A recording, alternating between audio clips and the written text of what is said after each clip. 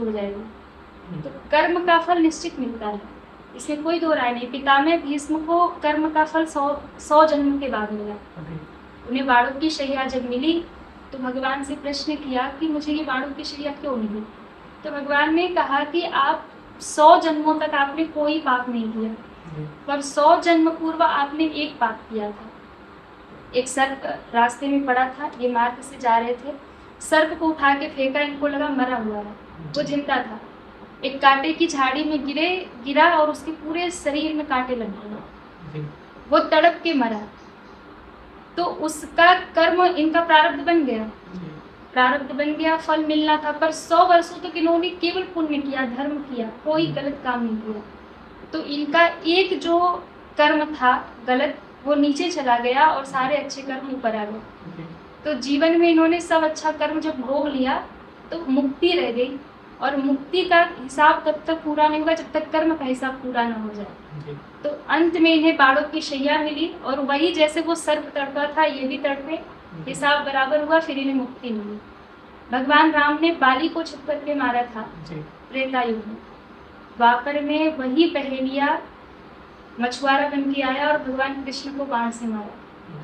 तो भगवान ने कहा कि मेरा तुम्हारा हिसाब बराबर हुआ, त्रेता में मैंने तुम्हें मार दिया, द्वापर में तुमने हमें बाण मार दिया।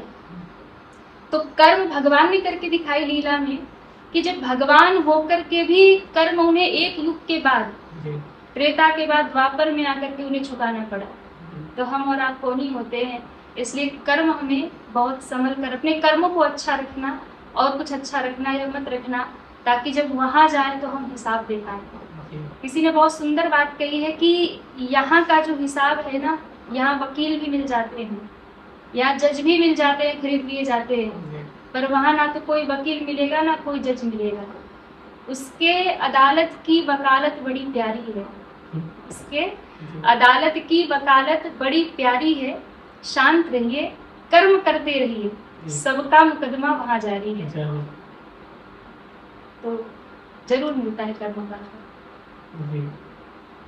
ये मृत्यु के बाद जो है आत्मा के साथ क्या होता है? मृत्यु